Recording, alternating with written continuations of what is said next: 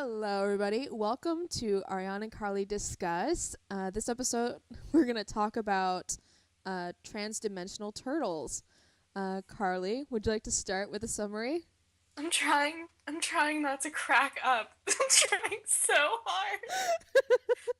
There's so much effort that goes into this podcast on both sides, but I think that no greater effort is wasted on trying not to just laugh at the sheer hilarity of our lives while we do this.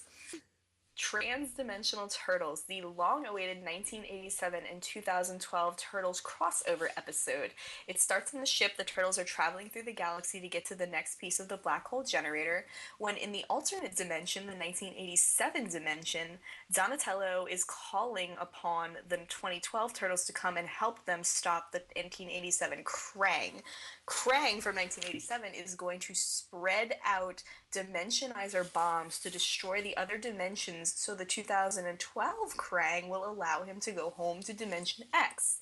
At first, the 2012 Turtles, who I'm going to refer to as Leo, Donnie, Raph, and Mikey, and the 1987 Turtles, who are Leonardo, Donatello, Michelangelo, and Raphael, don't really get along right away because the 2012 Turtles think that they're a threat, so it's a fight until they realize, oh, wait, these aren't the bad guys. That man in the giant robot baby suit, as Mikey describes, is actually the bad guy.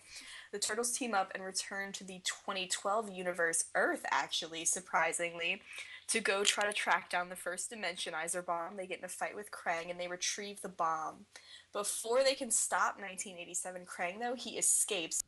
So the Turtles all arrive at the 2012 lair, and surprise guest Splinter's like, you guys just left. Wait, why are there 8 of you? What is going on? Leo, just get in the dojo. I need to yell at you about this. I don't even understand. The two Donatellos retreat to the lab to try to disarm the Dimensionizer, and Leo goes to try to explain to Splinter what's going on when Donatello screams. So everyone rushes into the lab, and they're like, yeah, there's like 2 other bombs, and they're gonna go off, and they're in other dimensions, so, trouble.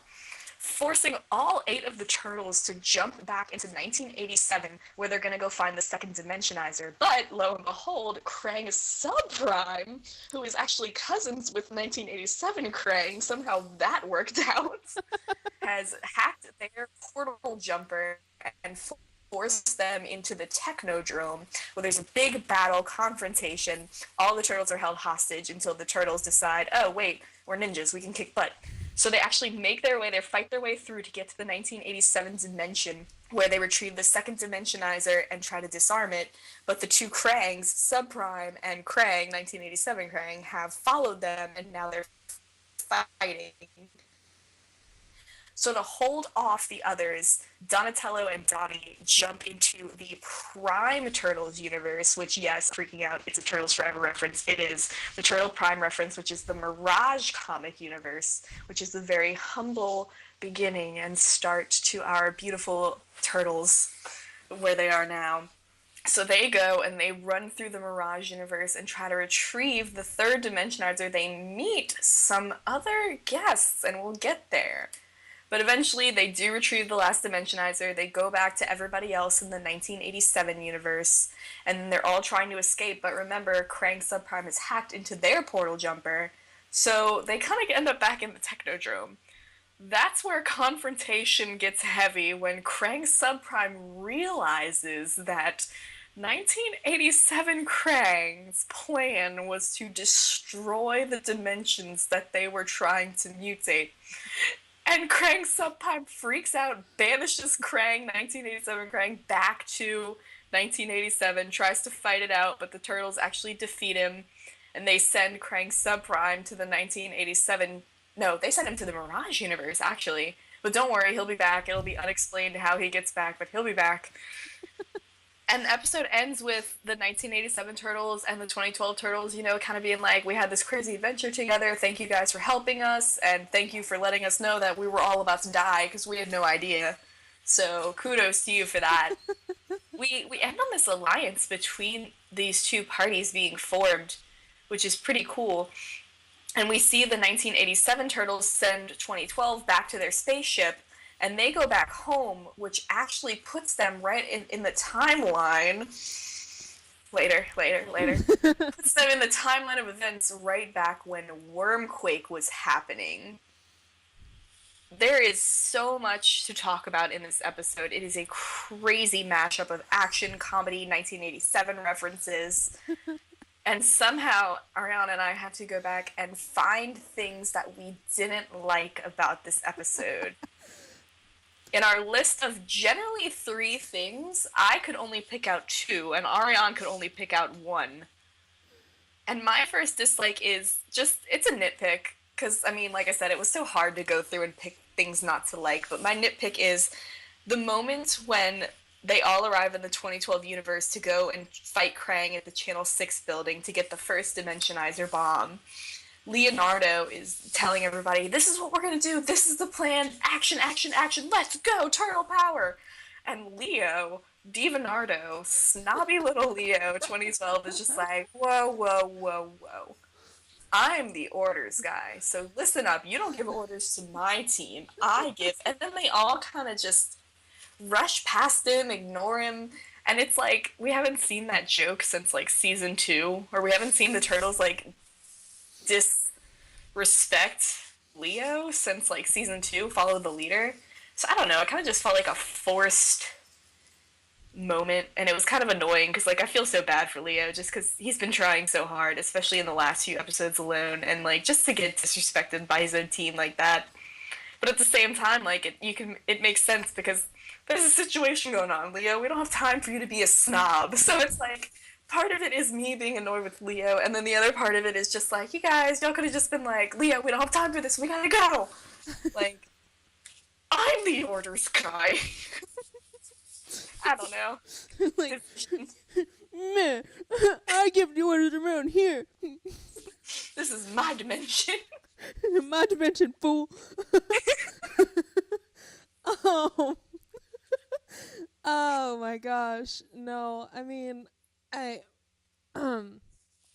and you actually have, like, a different reason for, like, his behavior that you're gonna get into more later, but, like, I kind of feel that part of it is because he feels unworthy. Like, it kind of comes back to what was going on with the cosmic ocean, and so seeing all these guys, just his brothers especially, just willingly follow the new Leonardo, and whenever he had to, like, struggle to get their respect and everything, and it's just like, what, am I not worth the respect? Like, this guy just shows up and is like, okay, we're gonna do this, and you guys, you Donnies, just go do this, and we're gonna take care of this problem. But when I gave the orders to start off, you guys are giving me a hard time. This ain't right here. You know, so. Yes.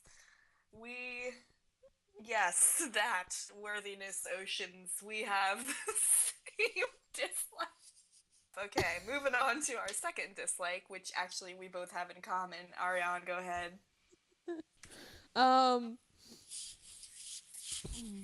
right. Should I just say that part again?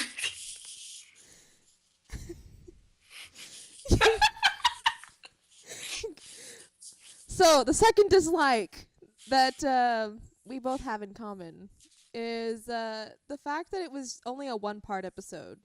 Whenever I heard that it was going to be a crossover episode, I initially thought it would be a 2-parter, because it just sounded like it would be a mid-season finale with 2 parts that were traditionally what we had grown to expect. And whenever we found out it was going to be a 1-part, both Carly and I were like, what? What are they thinking? Why? They can't possibly, like, go in between dimensions in, like, 20 minutes and, like, make a really, really good, strong episode. And they did exceed the expectations that I had set, hearing that it was a 1-part episode. So calm down, everybody.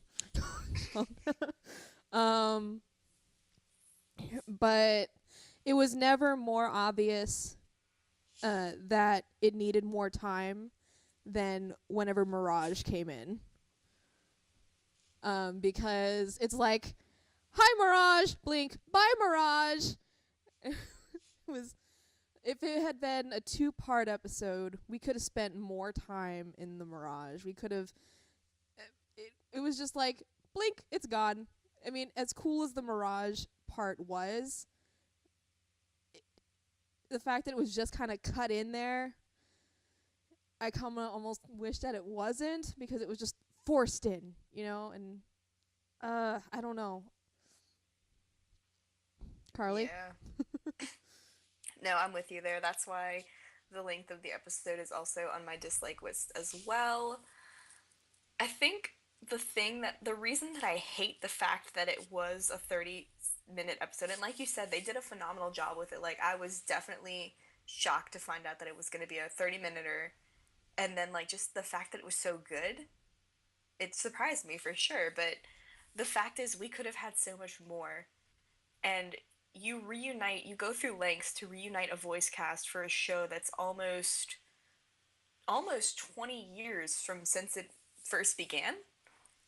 And you just give them 30 minutes. Like, first of all, the plot was awesome. Like, the whole idea of having to jump through dimensions to get to bombs, like, that was great.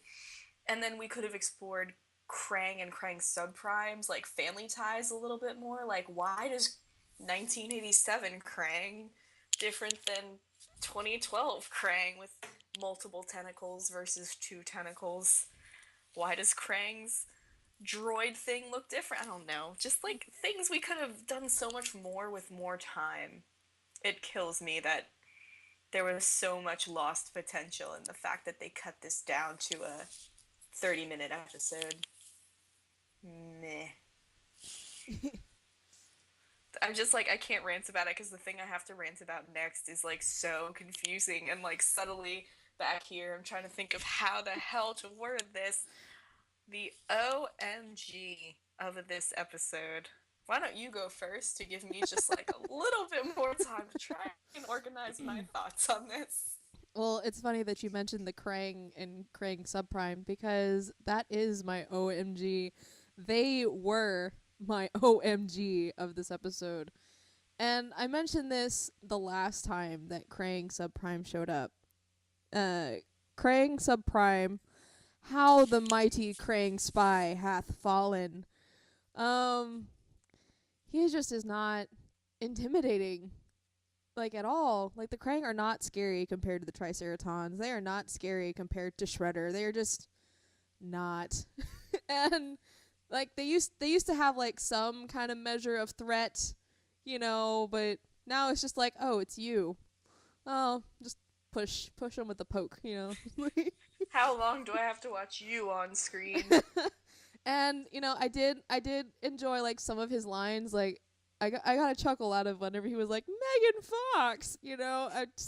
I thought that was pretty funny. But, like, I face palmed so hard whenever he, like, had the little remote control thingamajig and was waving it in front of the turtle's hands. He was like, ah ha ha ha! As long as I have this, you can never escape me. And then, like, I'm assuming Leonardo, because he was annoyed, he, like, threw the shuriken, and it, like, broke the remote. And he was like, well, gosh diddly darn, I didn't see that coming, And it's like, you didn't, man? I mean, you used to be like this you used to insult the other Krang's intelligence for, like, not knowing how to speak proper English, and you didn't see the whole, like, as long as I have this thingy, like, I mean, you can only, I mean, a dog will snap at a steak if you wave it in front of their nose. Like, what do you think was gonna happen, man? You just successfully compared Subprime to a dog. I love it. Actually, I compared the turtles to a dog. Like, they will a rabid dog. A rabid dog will snap at a steak, man. It's like, Leo's so right. Leo just looks so, like, he's like, I'm so done at this point. Like, just hold on. I got one in my pocket. Okay. He's like, not again. Yeah, that goes along with what I've been saying for a while. When we were first introduced to Subprime at the end of season 2, he was an assassin, and he was great, and he was a threat. Even in Battle for New York, he was scary. And then, like, just since then, he's just progressively gotten so annoying. Like, I loved him and I loved his role and his character, and like I'm still like waiting for this backstory between him and Bishop to come out so we can understand it. But like now he's gone from I'm gonna wipe out all of you and destroy everyone to I am awesome. That's why I'm gonna win. I don't know. It's just to me like that's just how you take a great villain and you just make him a not great villain. And I'm dreading having to go into my oh my god because it's not a good oh my god. It's a very oh my god, I'm so confused. Sometimes those are the best oh my gods. Okay. This is how I'm going to try to explain this because I try to explain it in my episode review and it's just very hard to explain. And I think honestly this is just a personal thing. We know that at the beginning of season 4, the turtles time traveled back 6 months into the past. And who knows how long that they've been in space. I'm going to assume it's at least been a month and a half or so, but we actually have no idea. But on top of that, at the end of this episode, Transdimensional Turtles, it's shown that the events of Wormquake are just transpiring. And if you look at the episode timeline, the Manhattan Project and the Wormquake episode happened in the middle of season 2. So, from what I'm supposed to understand, that is that 6 months in the past, or even more than that, puts us at Wormquake. Which means since the middle of season 2, all the way through to season 4, all of that, all of the rest of season 2, all of season 3, happens in a 6-month time span, and it gets more confused. Like, that's just way too much to happen in 6 months. And the way that, like, it gets worse is that when you look at the opening of season 3, it's like they say that Leo took 3 months to wake up from his coma. So that means that everything, the entirety of season 3 is supposed to happen within like a short 3-month span, because 3 is half of 6. So everything that happened in between season 3 is like in 3 months, and they were at the farmhouse for God knows how long, waiting for Leo to like fully heal, and before they had their vision quests and everything. And it's just, it's like, it blows my mind to think that they expect me to believe that everything happened in a 3-month span. Like, that's just not enough time. It's like, I'm just trying to think of how to justify it. This timeline is so screwed up. It's to a point where, like, I just wish that 2012 would stop bringing up time. Because, like, they keep tripping over themselves. And, like, I don't know where they are anymore in the timeline of things. Like, it makes me wonder what's happening. Like, what adventure are they having on Earth right now at this moment? Like, is the Deadly Venom happening? Is Karai snaking it up with her snake arms? Like, it's just too much to think about, and it gives me a headache. Stop bringing up time, 2012, because you don't understand time.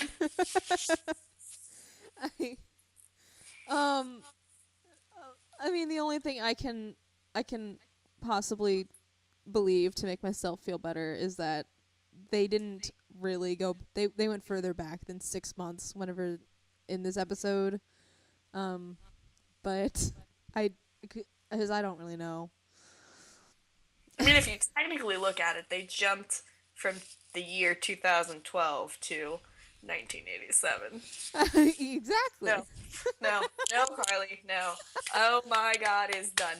So, this episode was fantastic, and I loved so many things about it, so it was so hard to narrow down things that I liked above all the rest, and I know you had the same problem, so get us started. What was the first thing that you liked? The first thing that I liked was the 2012 versus the 1987 jokes or jabs that they had at each other. Like, off the top of my head, I really liked the Rob Paulson jokes that Rob Paulson poking fun at his own voice. From Raph or Donnie. I can't remember who's Raphael or Donnie. I can't remember who said it, who threw the first stone, but it was pretty great. And then the battle styles. whenever the 1987 turtles were fighting Krang, and the 2012 turtles were just like, "This is lame." I was just like, "Oh my gosh," because they're not using their weapons directly; they're using it on the environment around them. It's like, yeah, that's so funny. But I loved the little pokes and jabs that they had at each other, and I thought that was great. That's actually the same as my first, like, in particular, I loved all of the 1987 references, but more than most of them, I loved every joke that Rob Paulson had when he was either Raphael calling the 2012 Turtles posers. And you're right, Raphael did jab at Donnie first. He was like, "And what's with your voice, Gappy? Like, your voice sounds weird." And then Donnie's like, "Me sound weird? Have you heard yourself?" And I'm just sitting there like, when the writers first brought up this concept that they're writers meeting their little writers guild, and they were just like, "Guys, what if we cross over for an entire episode instead of just a cameo?" And I swear everyone just looked at each other and they were like, Rob Paulson versus Rob Paulson. Like, I promise it happened. And that's actually my favorite, like, moment in between them is when, like, Raphael is like, to Donnie, he's like, "What's with your voice, Gappy? Why do you sound weird?" It's like, oh my god. Good job, writers. Good job. Oh, I have to bring this up too. That moment when we get to see Raphael be sarcastic, because in 1987, if none of you are familiar with it, Raphael is the sass master, much like Donatello in 2012 is the sass master. In 1987, Raphael is the sass master. And I love the part when they get, like, the teleporter hacked for the first time, and they end up on the Technodrome, and they're surrounded by the Krang soldiers, and Raphael goes, "Oh, great," and I was having such a great day. And everyone just kind of looks at him, and then he's like, "Okay, not really." I love that part. I was laughing so hard at that part. Oh yes, that was pretty amazing. I was just like, "Oh, you go. Uh, Sassmaster in red." my second like is the fact that we get to go to the lair and we have that entire lair scene. And the reason that I liked it so much is because that was a heavy, heavy moment for the 2012 boys, and the 1987 boys, of course, are just so oblivious as to what this means to the 2012 boys. And it's like you see them and they're like looking around and they're in awe, and it's like they've spent the first 15 years of their life here. Like, this is not anything new, but like it just shows like they are so homesick and they are so happy to be at their home and to see that it's still there despite what they witnessed with the earth being destroyed and everything. Like, they're like, "Oh my god, this is what we're fighting for. This is what we get to come back to if we finish our mission." Like, it just gives them that little push that they need to, like, finish strong, I guess. And it's like, I didn't expect there to be a heavy moment in this episode. I didn't expect, because I thought that this was going to be all comedy and like action, but like for them to stick that little like stab to the heart in there. Thanks, writers. But seriously, thanks, writers. Like, I really enjoyed that scene. So I'm gonna talk about that later, but my second like was 1987 Leonardo.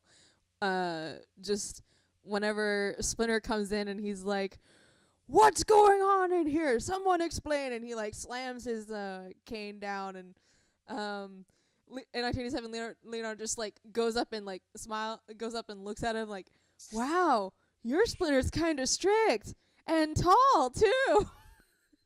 Because I swear, 2012 Splinter is like the only version of Splinter that is like so tall compared to the others. Like, he towers above all of them, and like, And he wears a floor-length dress. and it's just like, I loved it. Like, I just thought it was like the funniest thing, and it was kind of disturbing the way like 1987 Leonardo was just smiling at him, but it was just like, he's strict and tall. Like the tall was just what blew him away. I thought that was hilarious. That was great. Except, like, the one thing is just about that scene, it's just you get so much closer to CGI Leonardo's face than I ever wanted to be. It's like, We're getting there. We're going to talk about that in a few minutes. I guess I'll move on with my third like, which I actually just changed moments ago. Because we're not going to talk about it, apparently, because I know your list and I know mine. And we didn't bring this up, and it really needs to be recognized. The Mirage scene. When Donatello and Donnie jump into the Mirage comic, the animation of that entire scene is so cool. The fact that 1987 Donnie and 2012 Donnie are running like we're used to them seeing, and the fact that the Mirage Turtles move in like the way they would in a comic, panel by panel.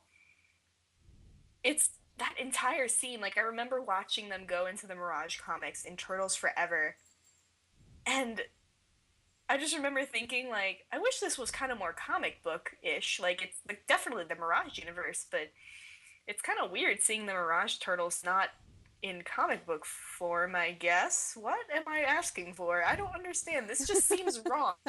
So to see the way that they handled the Mirage universe, and Zero has always talked about how much he respects the Mirage and the beginnings and the Prime Turtle universe and everything. And to see just how well they handled it and how much attention to detail they paid. Like, the Turtles themselves look exactly like they did in the Mirage in, like, the 1984 comics. Like, just the amount of respect and detail and effort that they put into that entire Mirage sequence was grade A, spot on. 2 thumbs, way up, 10 out of 10, would recommend. Like, I just loved it. It was such a nerd moment, and I loved it. yes, that was pretty great. I remember we talked about it for a lot, and you had, I think your favorite scene was when like Leonardo attacked him, and I think my favorite segment, I think, was whenever they like showed the flip across the panels, and it was a smooth transition across the panels, and I was like, that was so pretty. And like, they never step out of the panels. Like, Donnie and Donatello like run through like across the panels, and like they're outside of the frames in some parts, and the Mirage Turtles don't do that, which is really impressive too. Just like the animation and the detail and like the art itself was beautiful. I loved it. That was pretty great. I guess the last thing that I liked was the Krang Subprime and Krang versus the Turtles fight. Partly because of the 1987 references that they threw in there. I mean, the really obvious one being Raph throwing that pizza at the camera. I mean, you gotta have that. But I think my favorite one of my favorite things about that fight was the 1987 Turtles just watching the 2012 Turtles like take out the Krang that were holding him hostage. while Subprime and Krang were like discussing, I don't even care what they were talking about, but like they were just like, oh, what are y'all doing? Oh, I guess this is cool. We don't typically do this on our universe. Red Wolf watched this episode and he was just like, they nailed me. It's like the longest fight ever too, because it starts when they get transported to the Technodrome, and it just goes for the rest of the episode until the very end. I guess I'll go first with my favorite moment. Go ahead. My favorite moment was the fact that we got to see the lair and Splinter, like the Turtles especially, their reactions to seeing those things, and I in every single instance that we have been shown the lair, whether it has been destroyed or whenever they came back from the farmhouse and they had to be and they returned home for the first time, I have never gotten emotional over the lair, but this was the first time where I was like, home, it's their home. And I've never felt that way about scenery in my life ever. But I was just like, I just want them to stay here forever. And then whenever they went and hugged him, and Splinter was just like, "Wow, what's going on? Like, this is not normal. You guys just came out for like a few minutes. Like, you guys don't hug me. This is not what we do." um. Anyway, so I was just like, my heart's broken. My heart's breaking already. And then I know it comes right before Carly's favorite part. I can't believe you've never gotten emotional about them going back. Never have, not before. Like no. even when they projected it in the hologram room, like when I've seen that, I've gotten emotional because I'm like, they are just so homesick and like they just want to go home. I don't know. It's just kind of hard for me to believe that you've never gotten emotional over that because I know I have a lot of times. I've gotten emotional over the people, but I've never gotten emotional over like the lair itself, you know. But this was the first time I like saw the lair, and I was like, "Oh my god!" I feel like this, yeah, and I feel like this is like maybe for you because like this happened for me a long time ago. Like I made that connection that that is their home and that is a part of them. So maybe this is like that first time that that really clicked for you. You know what I mean? Maybe, probably. Like, wow, this place really is super important to them. They haven't been here for forever. And then, like Ariane said, that leads up to my favorite moment. Splinter enters. They all see Splinter. And that's not my favorite moment, but like when they do hug him, it's kind of interesting to see him so confused and them just like Leo struggles to find the words, like what to tell him, like why, what's wrong? Is everything all right? And Leo's just like, it's just everything's fine. Like it's just really great to see. Like he kind of struggles to string that sentence together. And then we get 1987 Leonardo just up in their faces. Like, okay, thanks for ruining the moment, bro. And like when that happened, I was kind of like, oh great, like this huge moment for the 2012 boys was just ruined. And then enter all the 1987 guys who were just like, oh, we know how this works. Like, they just chill. Raphael picks up a magazine. Donatello eats the pizza on the ground. Like, I was like, what is this? Like, I was really upset because I was like, this great emotional moment that was about to happen just totally got ruined until Splinter does his daddy Splinter look down at Leo and he's like, Leonardo, your presence is requested in the dojo, yo. And so that's my favorite moment when Leo and Splinter get to talk in the dojo. Like everything about that scene is very emotional from start to finish. Like, and looking at it from this perspective, it's like, what was going through Leo's head? Like, do you know how many times he has probably fantasized about this in this exact meeting in the hologram training room? Like, he probably planned out what he was gonna say, and he's probably like rehearsed this with Splinter so many times, and it's just not the moment that he wanted it to be. Like, it wasn't led up to what he wanted it to be. The Earth is still in danger. Now they're on this side mission. We still don't have the last piece of the black hole generator, so like everything as of right now with this timeline, Splinter is still gonna die. And it's so heartbreaking when Splinter immediately switches from strict parent to concerned parent. He's like, you have a lot of explaining. Why do you look so sad? And Leo's kind of just like, I'm not sad, Sensei. It's kind of hard to explain. And I'm just sitting there like, liar, you're depressed. You're so sad. Hurt You my are heart. so sad right now. Oh my. And then just like this shocking moment comes when Leo has a hallucination of Splinter getting stabbed again by Shredder, and it's kind of just like, whoa, like, didn't see that coming. Like, I never wanted to relive that moment in my life, and 2012 just forced it back into my peripheral vision.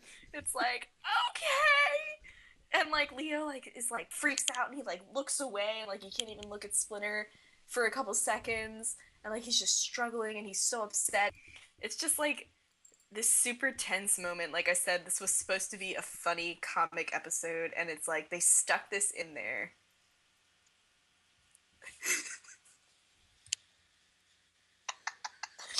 And you get so invested in this scene, and you're like, Leo gets the chance, and he's like starting to explain what's happening, and then like he's cut off by Donnie screaming like, "Oh my God, there's 3 other bombs that we have to go find!" So it's kind of just like this moment that you've been wanting Leo to have, and that Leo's been wanting to have for so long.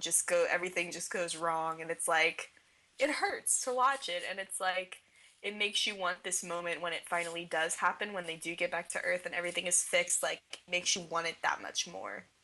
You know, like everybody's rooting for Leo at this point to like kind of stay sane because he's losing it, and it's just I can't imagine how hard that moment was for him to go see his dad and to not be able to explain to him what's happened and everything. Even like that scene when they're leaving, when they're like, "All right, we gotta go," and then Splinter's just like, "Just go and do what needs to be done." And like he's like he understands, even though Leo didn't get to explain it to him. And Leo just like looks at me, he's like, "Goodbye, Sensei," and I'm like, ah! Pain. So many things were said in that goodbye. Like, oh my gosh. Yes, I completely agree. It's like, what do you even say whenever you get the chance to speak face to face with someone who you thought was gone forever, you know? When it's like, what do you say first? Because like you could say I love you. You could say I've missed you, you know. You could say I need you. You could say all these things, or you could say, "Hey, you know what? You're going to die in a few months." That's kind of a thing. You know, it's like, what do you say first? And you can tell he's like struggling to say these things, and oh man. That hurt. I love it. I love Oh. wanting to cry. God, I just want them to go home. I'm like super excited to see this next thing, but whatever. We are going to answer 4 questions this week because this is a special episode. And I went through my inbox and I picked my 4 favorites. They are all from Anons. Ariane, the first Anon would like to know which was better, the 2012 Turtles in 2D or the 1987 Turtles in CGI? And we both have the exact same answer, so I'll let you just represent us both here. 2012 in 2D by far. 10 out of 10. 2 thumbs up, would recommend. I am sorry. The 1987 Turtles in CGI just. Oh my god. They did grow on me. Like, by the end, I was not as horrified by the time I first saw them. But when it compared to the way the 2012 Turtles looked in 2D, um, I think the 2012 just looked better. That's just me, though. And No, Karley. it's not just us. I have gotten that from a lot of people, guys. Straight up honest opinion. The 1987 Turtles in CGI, they were creepy. And, like, I think the design team did as good of a job as they could do with them.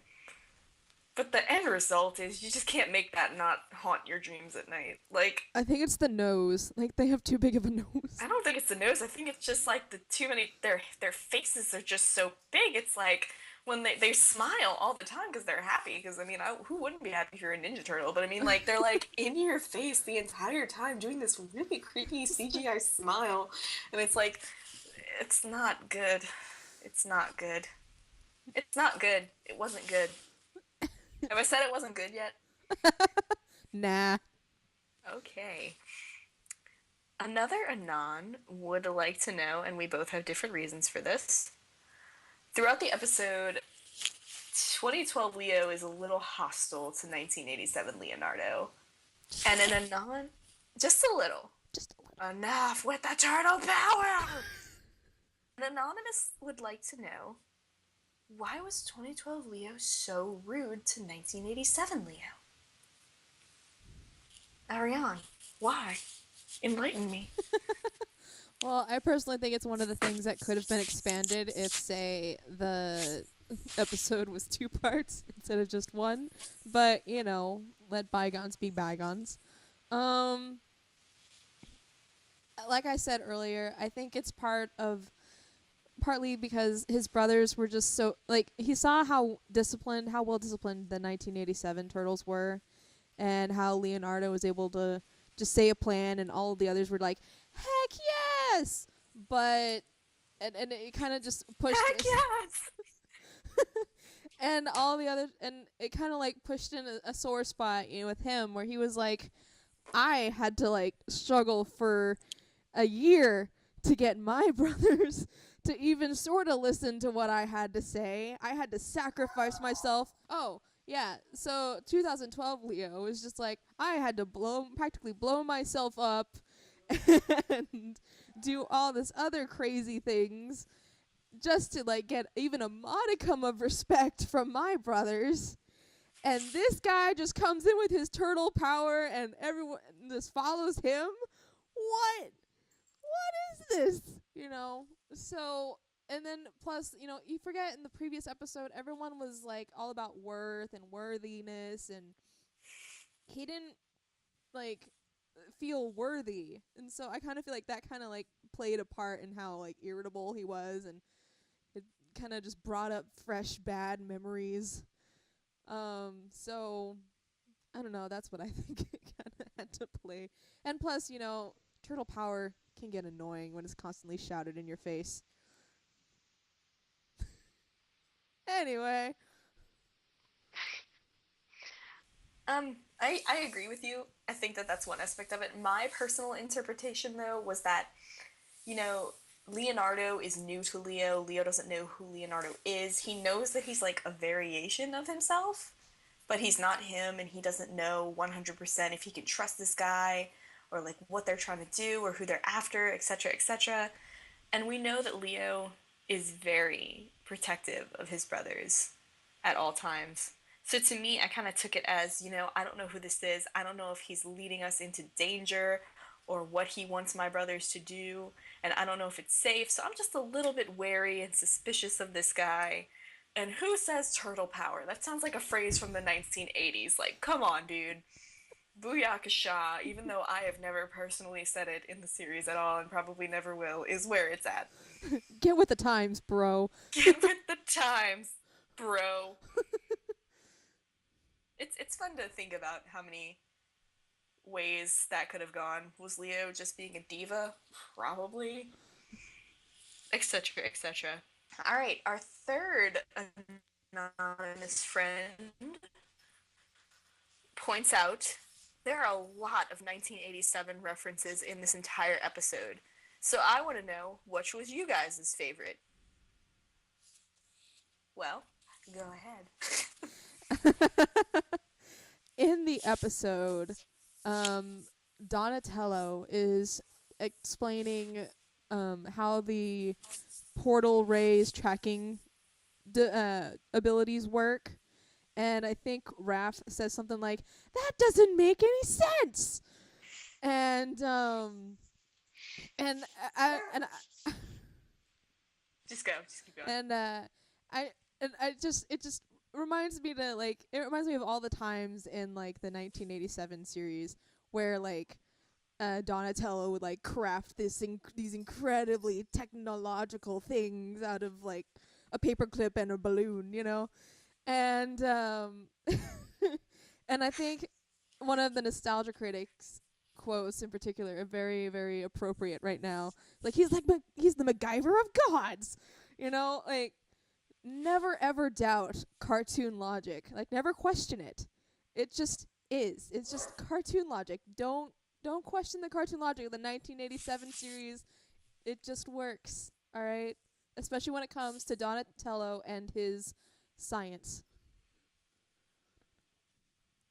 Anyway, that was my favorite 1987 homage moment. It's hard to pick. This episode is jam-packed with 1987 references and jabs and everything. But my overall favorite is something that only I, as a complete obsessor could spot, because apparently no one else has seen this yet, and I haven't talked to one person who's seen it yet either. In the moment when 1987 Krang and Subprime follow the turtles into the 1987 universe and they're fighting, the two Donnies get up to the tower and grab the second dimensionizer and disarm it. That's when 2012 Leo shouts out, "Great, now you guys get to the Turtle Prime universe," and shut off the last one. And if you look at when 2012 Leo is saying that line, it's actually 1987 Leonardo whose mouth is moving. It's literally like you have to look underneath Krang and Krang Subprime's legs to see that that is happening, but it's Seth Green's voice coming out of Cam Clark's turtle. And it just, if you've ever seen the 1987 series, it is so filled with errors like that, of moments where the turtles are wearing the wrong mask color, or the wrong voice is coming out of the wrong turtle, or there's two of the same turtle in the same shot. A lot of people live for pointing out that stuff. So to me, I don't know if that was a genuine mistake that 2012 made, because it's kind of hard to see it happen, and in 1987 it was very obvious when it happened, or if that was just them, like, poking fun at the series. I don't know, but if you go back to that moment and you look, you will see that the wrong Leo is speaking for the wrong Leonardo, and it's just the funniest thing. I cracked up laughing. And like I said, I've never met anyone who's noticed that moment before either, so now all of you can go back and appreciate it with me. There's also a scene where, after they've defeated, like, everyone, Rob Paulson Raphael says, "Now that wasn't such a chore, now was it?" And nobody's mouth opens up when that line was said, so that one's more obvious, but go back and look for the Leo one. It's really funny. Oh. Yeah, yeah, those are, I think I might have noticed that one there, because I was like, did no one's mouth? I must have missed it, I was like, I must have just missed the mouth flap, but, whatever. I didn't catch the Leo one until, like, the fourth time I watched the episode, to be honest with you, because, like, I looked over, and I saw Leo just not doing it. He was just like, and I looked down through the legs, and I saw Leonardo mouth moving, and I was like, but that's Seth Green. Oh, I get it! Oh, good times. Final question, and I'm really excited about this one. It is a type of question I've never gotten before for this podcast. It's a creativity question. And an anonymous said, "A lot of people want there to be a 2003 crossover episode because of this episode and the last time the 1987 Turtles appeared. Brandon Allman even did an April Fool's Day joke where he posted and said that the 2003 Turtles were coming, but then later revealed it as a joke. So, my question is, if you guys could write a 2003 crossover, parentheses, if you wanted to, parentheses, what would be the plot?" I'll go first because mine is dark.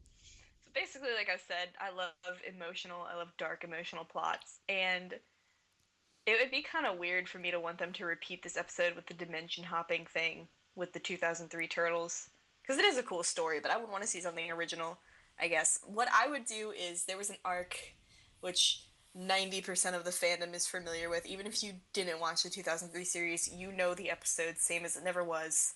The darkest episode in the 2003 series, when Donnie's off in that post-apocalyptic world. That episode individually is a part of a bigger arc where the Turtles get separated and sent off to various dimensions and universes.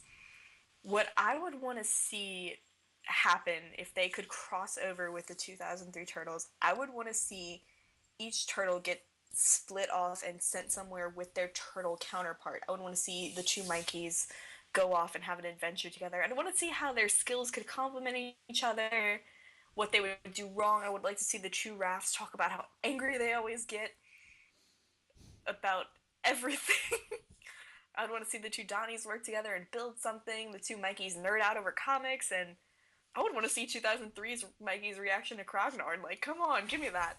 But like at the heart of that, I would want to see the two Leos because they're so different, and I would love to see them have a conversation where 2012 Leo would tell 2003 Leo like what happened to them and like how much pressure he's under trying to fix it. And I would love to see like 2003 Leo, because the 2003 Turtles were so much more mature than the 2012 Turtles. I would just love to see like 2003 Leo lose it and break down, and I would love to see like 2003 Leo like console him and like give him advice on how to get through it and like encourage him and lift him up. Like, can you just feel the stabbing of the heart that that would give? And like, I would love to see 2012 Leo look up to 2003 Leo's advice as like, you remind me of my Splinter. And can you imagine the 2012 Turtles meeting 2003 Splinter? That would be hilarious. And vice versa. Wow, your Splinter is kind of short. And still strict. Oh my god. Like, can you just, oh my god, just imagine. We did not see 1987 Splinter in CGI, but imagine both 2003 Splinter and 1987 Splinter in CGI. I thought the Turtles were bad, but like... Oh my god. Oh no. That's another thing. Like, I would just love to see the 2012 Turtles drawn in that 2003 style. I think they would be cool.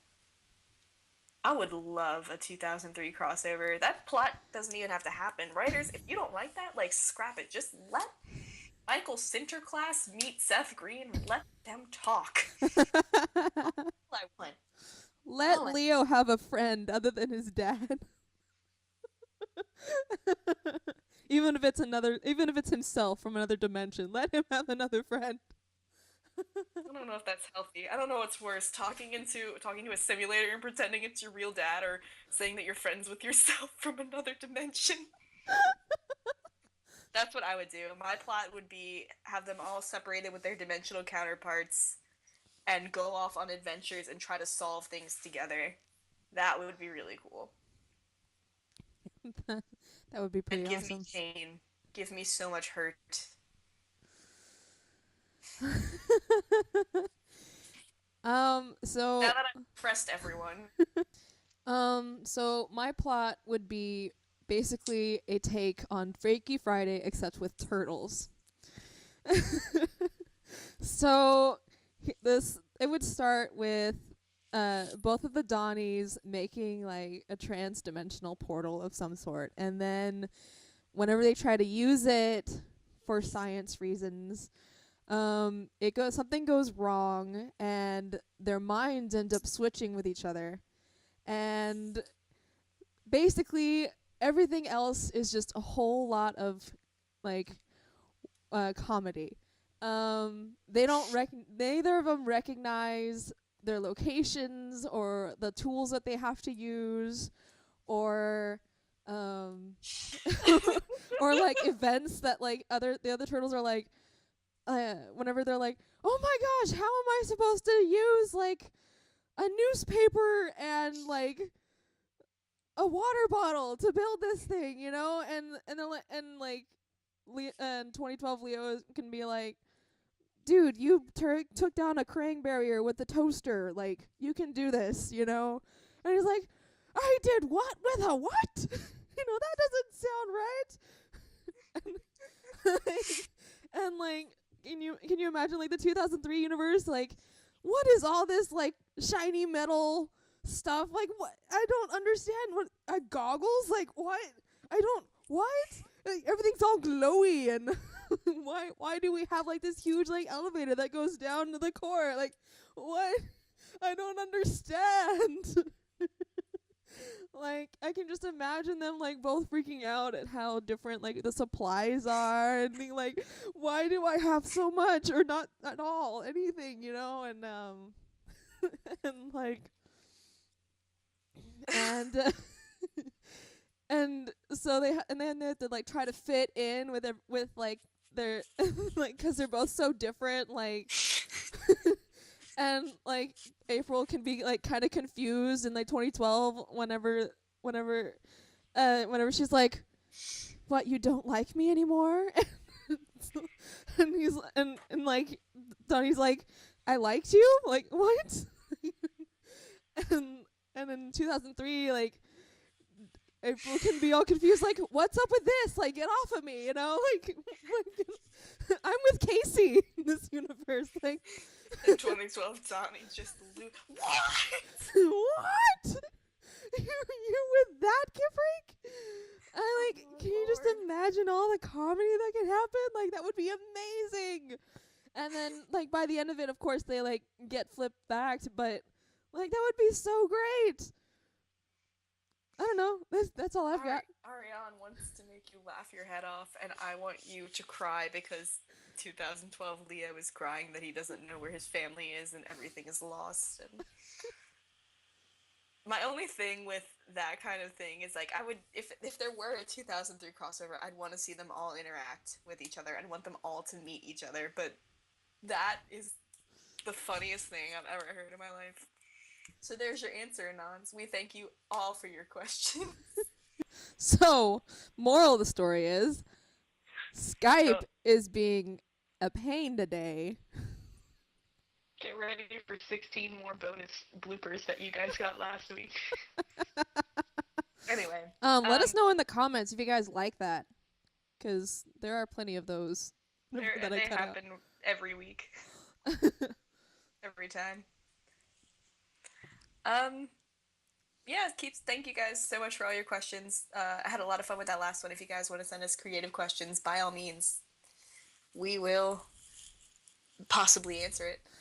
Because I actually have to pick questions weekly. So I'm sorry to all those who don't get chosen. I just try to pick questions that are different. Anyway, this episode was phenomenal. I mean, I was so worried when it was going to be a 30-minute episode, and it blew me away how good it was. I really, genuinely enjoyed this episode. For so many reasons. It's a good balance of comedy. We even get that little twinge, that serious moment where it's like, by the way, here's a moment for all of you to suffer and see how sad that the 2012 boys are. They're home. Not for long. For me, this episode's so good. It gets a 9 out of 10 for me. If it was an hour long, I would have given it a 10. That's on you, writers. Yeah, I mean, if only it was an hour long, and if only we could have gotten more in depth and could have gotten not a rushed Mirage deal. If only. Lost potential. Keeps it being a 10. Like, you know how you said Cosmic Ocean was your favorite so far of the season? I think this was my favorite so far of the season. Because I loved this episode so much, and I was not expecting it to be as good as it was. Whenever I heard it was gonna be 30 minutes, I was like, oh no. And then I saw the 87 turtles in CGI, and I was like, oh no. Oh, definitely no. I was like, oh no. I put off watching the episode for so long because I was like, I don't want to have my hopes and dreams crushed. I was like, I'm gonna pretend it doesn't exist, and if it doesn't exist, it can't hurt me. But oh my gosh, I'm so glad that I finally watched it, and I was like, my heart. But yeah, a definite 9 out of 10, and it was really good. Next episode is called Revenge of the Triceratons, and it is a Donnie episode. Donnie feels a little bit inferior to not the Triceratons, what am I saying? Donnie feels inferior to the Fugitoid, and he feels like only the Fugitoid can fix the problems, but what happens when the Fugitoid is knocked out of commission and it's up to Donatello to save the day? Question mark, question mark, question mark. Lots of tension and anxiety in this next episode. Can't wait to review it with you guys and podcast it. As always, you can send me questions that you guys want to ask, or if you have episodes that you want us to get to, we'll get to them eventually. We are very busy people. My episode review is linked below, and as always, I am Carly. I run all things TMNT. And I am Ariane, and I pretty much just run the channel. And she has dogs. And I have dogs. Who live to ruin our podcast. Oh, God. We love Jimmy and Trapper. I also kind of sort of run the Google page that we have now. So Hey. don't expect a whole lot of activity on there because I kind of forget it exists from time to time. So I forgot it existed until you brought it up like 2 seconds ago. Thanks for watching. Thank you. Bye. See you guys later. Hello, everybody. Welcome to. What's gonna go wrong and interrupt the podcast this week? Transdimensional Turtles, the long-awaited 1987-2012. I heard your phone ring.